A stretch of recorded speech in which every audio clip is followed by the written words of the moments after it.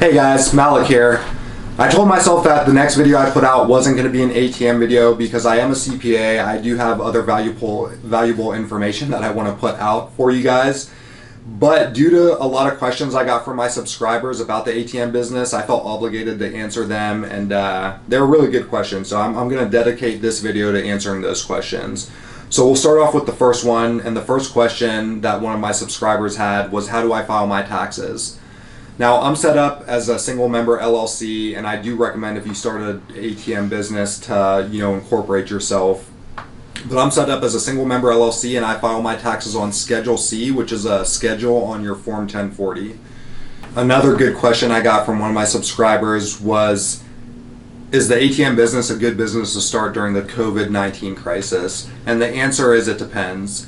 If you're picking locations that are going to be shut down during a quarantine, then no, obviously it's not a good location. Of my 5 locations, only 1 location ended up getting shut down, and that was the adult video store. So 4 of my locations are still up and running, and they're actually doing better, than they normally did. And I'm probably going to credit that towards the fact that a bunch of people are getting all these stimulus checks and whatnot, so they just have more money to play with. On top of that, it's the time of year, so it's tax season, or tax season's near its end. Everyone's getting their refunds and things like that, so a lot of people just have money during this time of year. Another question is, what part of the month does the best, or what time of the year does the best with ATMs? I kind of touched up on this in the last question, but right around springtime, when people are getting their tax refunds, in my experience, the ATMs do the best, and then the first of the month, because that's when people are getting their checks. So Fridays, or first of the month, or around tax season time. Okay, here's another good question. Does the store owner, and when I say store owner, it's the person that that's allowing me to put the ATM in their business, do they offer the internet and electric? And the answer is yes. I'm using their electric. If they have internet, I'm using their internet. If they don't have internet, I'm using a portable Wi-Fi device. And those, on average, you're paying about $8 a month for that service, which isn't bad. Who does the install? The install is done by the processor. So once you find a location, put an ATM in, and then you find a manufacturer or processor to sell you the ATM and do the processing, they do all the programming on their end at the manufacturing site. They basically program the welcome screen to say what you want it to say.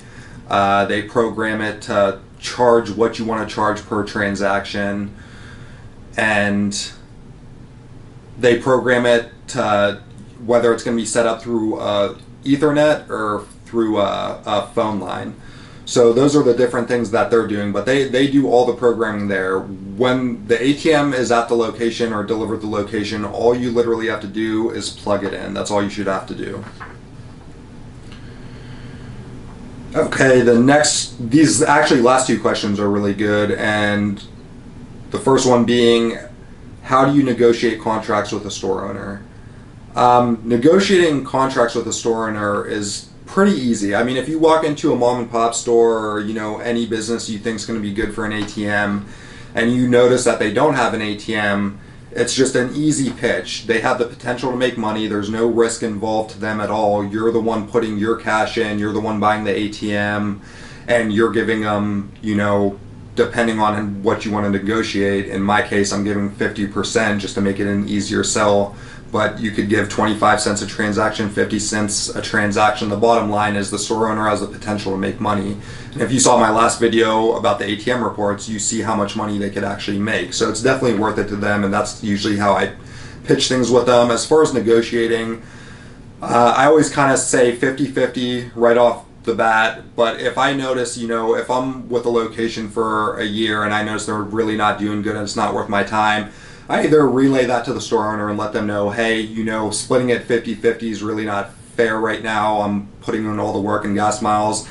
And I let them know, if you want me to keep the ATM in this location, I'm going to want more of the surcharge than the 50-50 split.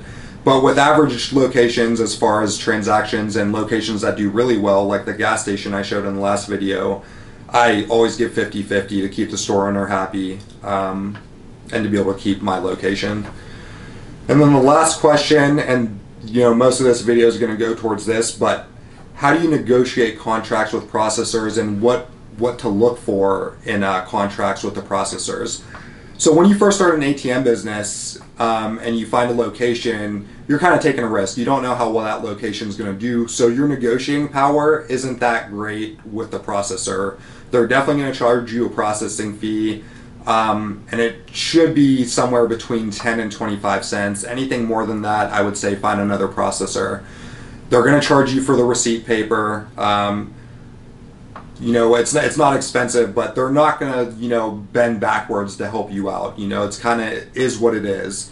So my only suggestion with your first contract is make sure it's no more than a year, because a year gives you a chance to see how well the location does all through the different seasons, through every month, and you get an idea on whether or not it's a location worth keeping or not.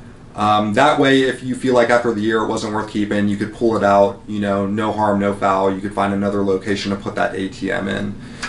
Anything more than that could hurt you, because if you realize after the first year it's a location not worth having, but you're tied into, say, a 5-year contract with a processor, what happens if you cancel that contract prematurely is the processor could keep charging you what their average income would have been from the processing fees had you stayed at that location. So you might pull your ATM and still owe the processor money for so many months. So my suggestion with your first contract, try getting it to be, no more than a year to test it out. And you are going to have processing fees, but they shouldn't be more than 25 cents a transaction. Actually, my first processing contract, they were charging me 10 cents a transaction. Now, in the future, say you get a location and it does really, really well. Say you're doing 300 or more transactions a month. And in my case, 300 transactions is average. But in the sense of negotiating power, it gives you a lot more power. So say the location you have that was being processed for that year ends up doing, on average 300 to 400 transactions a month, which equates to, depending on what you're charging, about around $800 to $1,000 a month.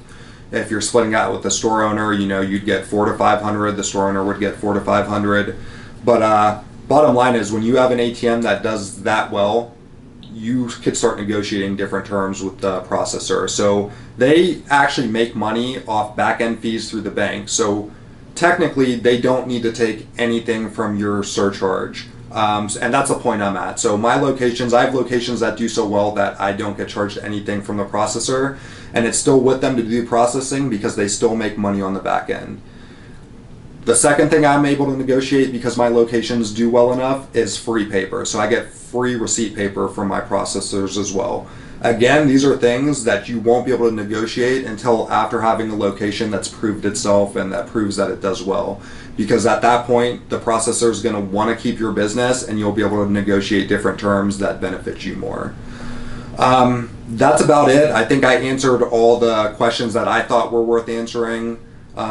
Stay tuned, and I'll see you guys soon. Thanks.